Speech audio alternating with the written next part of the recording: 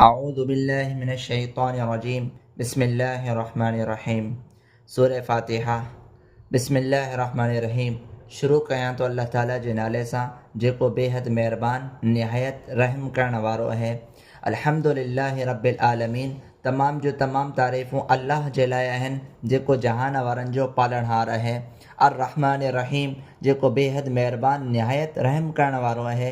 मालिक यौमिद्दीन जेको मालिक है फ़ैसिले जे ॾींहं जो। इय्याका नअबुदु व इय्याका नस्तईन। असां तुंहिंजी ही इबादत कयूं था ऐं तोखां ही मदद घुरूं था।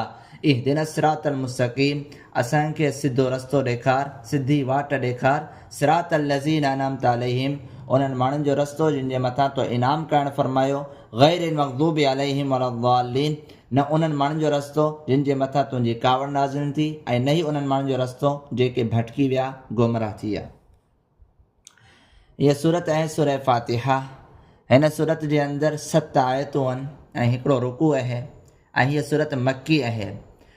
ऐं मक्की हुअण जो मतिलबु इहो आहे त नबी अलैहिस्सलातु वस्सलाम हिजरत करणु फरमाई आहे मके खां मदीना मुनव्वरा। हिजरत करण खां अॻु में जेके सूरतूं नाज़िल थियूं उन्हनि खे मक्कीअ चयो वेंदो आहे। हिजरत खां पोइ जेके सूरतूं नाज़िल थियूं उन्हनि खे मदनीअ चयो वेंदो आहे। सूरह फातिहा हिन सूरत जो नालो आहे ऐं फातिहा जी माना फातिहा जो लफ़्ज़ निकितल आहे लफ़्ज़ फ़तहुन मञा जंहिंजी माना आहे खोलणु। ऐं हिन जो जेको ताल्लुक़ आहे सूरह फातिहा जो क़ुरान करीम सां इन जे ज़रिए सां त सूरह फातिहा हिन खे इन जे करे चयो वञे थो त क़ुरान करीम खे पहिरां ई जेको खोलियो वञे थो त सूरह फातिहा जे ज़रिए सां इन क़ुरान जो आगाज़ थिए थो, इब्तिदा थिए थी। त इन जे करे हिन सूरत जो नालो सूरह फातिहा आहे यानी क़ुरान जो आगाज़ ऐं इब्तिदा।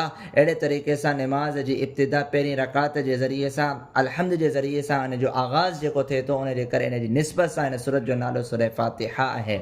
अहिड़े तरीक़े सां हिन सूरत जो नालो सूरत शिफ़ा आहे। फ़ी फ़ातिहतिल किताबि शिफ़ाउम मिन कुल्लि दा। सूरह फातिहा हर बीमारी जे लाइ शिफ़ा आहे। अहिड़े तरीक़े सां हिन सूरत जो नालो जेको आहे उहो उम्मुल क़ुरान आहे यानी क़ुरान जी असुल ऐं क़ुरान जी बुनियाद यानी जड़। इन जे करे जो अल्लाह तबारक व तआला क़ुरान मजीद जे अंदरि जेके बि मज़मून बयानु कया उन्हनि सभिनी जो ख़ुलासो उन्हनि जी बुनियाद अल्लाह ताला सूरह फातिहा जे अंदरि बयानु कई आहे। उन जी निस्बत सां हिन सूरत जो नालो उम्मुल क़ुरान रखियो वियो आहे। बिस्मिल्लाहिर रहमानिर रहीम। बिस्मिल्लाह खां पोइ अलहम्द। अलहम्द जी जेका माना आहे उहा आहे तारीफ़।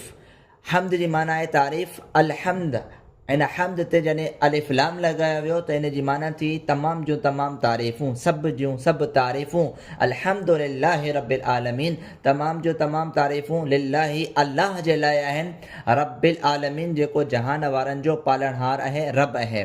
अलहम्द हक़ीक़त इहा आहे त दुनिया जे अंदरि जंहिं बि शइ जी तारीफ़ कई वञे थी हक़ीक़त जे अंदरि उहा अल्लाह ताला जी तारीफ़ आहे।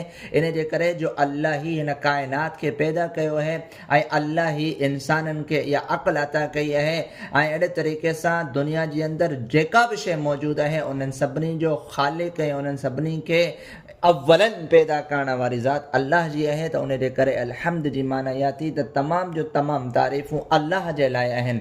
रब्बिल आलमीन जेको अल्लाह रब आहे जहान वारनि जो पालनहार आहे यानी कि दुनिया वारनि जो पालनहार आहे। आलमीन आलमीन खां अॻु में रब जी माना आहे यानी कि परवरिश करण वारी ज़ात। रब उन ज़ात खे चयो वञे थो जेका ज़ात इंसान खे पंहिंजे मौक़े ते यानी जंहिं शइ जी हिन इंसान खे ज़रूरत हुजे उहा शइ उनखे अता फ़रमाए उनखे रब चयो वञे थो। आलमीन जमा आहे आलम जी यानी आलमीन मुख़्तलिफ़ क़िस्म जा आलम आहिनि। इंसाननि जो आलम अलॻि आहे, जिन्नात जो आलम अलॻि आहे, मलाइका जो आलम अलॻि आहे। आलमीन इहो लफ़्ज़ जमा आहे यानी मुख़्तलिफ़ क़िस्म जा आलम। उन्हनि सभिनी जो रब अल्लाह आहे, उन्हनि सभिनी जो पालनहार, उन्हनि सभिनी खे पैदा करण वारो, उन पूरी काइनात खे ऐं पूरे जहाननि खे अल्लाह ताला पैदा कयो आहे ऐं उन्हनि सभिनी जो रब अल्लाह आहे। त लिहाज़ा आलम दुनिया जे अंदरि मुख़्तलिफ़ क़िस्म जा आलम आहिनि। बाज़ उलमा किराम इरशाद फरमाइनि था त पूरी काइनात जे अंदरि जेको आहे सो 40,000 आलम आहिनि। अहिड़े तरीक़े सां अहिड़े क़िस्म जा जेके आलम बयानु कया विया बाज़ उलमा जे नज़दीक तफ़सीर क़ुर्तुबी जे अंदरि इन जी वज़ाहत मौजूदु आहे त तक़रीबन 80,000 आलम अल्लाह ताला पैदा कया आहिनि ऐं उन्हनि सभिनी जो पालनहार ऐं उन्हनि सभिनी जी परवरिश करण वारी ज़ात अल्लाह ताला जी आहे। त अल्हम्दुलिल्लाहि रब्बिल आलमीन, तमाम जो तमाम तारीफ़ूं अल्लाह जे लाइ आहिनि जेको जहान वारनि जो पालनहार आहे। अर्रहमान रहीम, जेको महिरबान ऐं निहायत महिरबान यानी कि महिरबान ऐं निहायत रहम करण वारो आहे।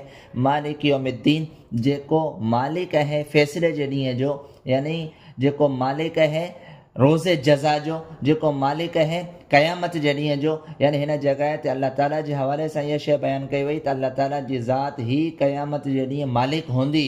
यानी अॼु बि मालिक अल्लाह आहे ऐं क़यामत जे ॾींहुं बि मालिक अल्लाह हूंदो। यानी मतिलबु इहो आहे त दुनिया जे अंदरि इंसान कंहिं न कंहिं धोखे जे अंदरि मुब्तला थी वेंदो आहे। अल्लाह ताला हिन इंसान खे कंहिं न कंहिं शइ जी मिल्कियत ॾिनी आहे ऐं उन जो मालिक ठाहियो आहे, त उन जी इहा मिल्कियत जेका आहे उहा नाक़िस ऐं अधूरी आहे, उहा मुकमल ऐं ताम न आहे। पर हक़ीक़त जे अंदरि अल्लाह ताला जी मिल्कियत जेका आहे, अल्लाह जो जेको मालिक हुअणु आहे उहो मुकमल आहे, कामिल ऐं ताम आहे।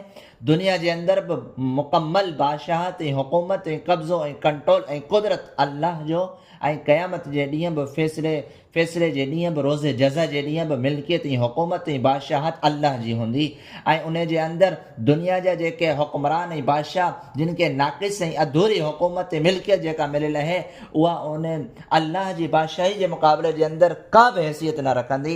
ऐं उन टाइम ते सिर्फ़ु मालिकियत जेका हूंदी ऐं कंट्रोल ऐं कुदरत जेको हूंदो उहो सिर्फ़ु अल्लाह जो हूंदो। त हिन जॻह ते इहा शइ बयानु कई वई त अल्लाह जी ज़ात उहा ज़ात आहे जेका ज़ात फ़ैसिले जे ॾींहं जी मालिक आहे।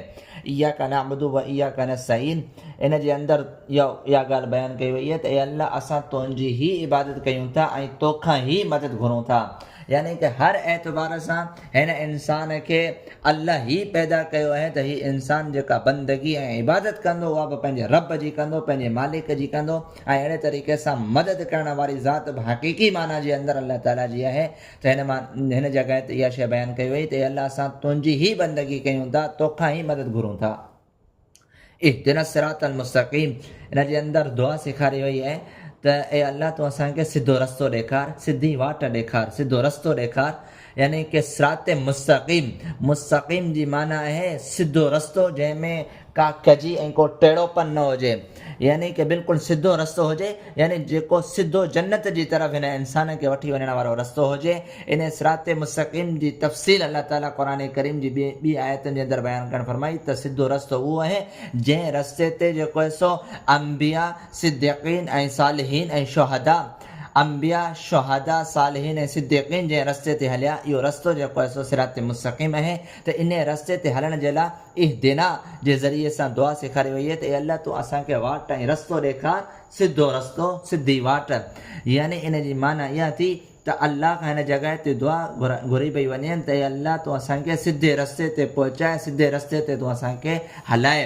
ऐं सिधो रस्तो उहो सिरातल लज़ीना अनअमता अलैहिम, जिन माण्हुनि जे मथां जंहिं रस्ते ते जेके माण्हू हलिया उन्हनि जे मथां तो इनाम कयो, उहो रस्तो तूं असांखे ॾेखार, उन रस्ते ते तूं असांखे हलाए। उन रस्ते ते जिन जे मथां तुंहिंजो इनाम कयो वियो, उन रस्ते ते अल्लाह तूं असांखे न हलाए जिन माण्हुनि जे मथां तुंहिंजी कावड़ ऐं तुंहिंजो गज़ब नाज़िल थियो, ईसाइन जे मथां। ऐं जेके माण्हू भटकी ऐं गुमराह थी विया, यानी कि यहूदी ऐं ईसाई, इन्हनि जे रस्ते ते अल्लाह तूं असांखे न हलाए, बल्कि तूं असांखे सिधे रस्ते ते हलाए।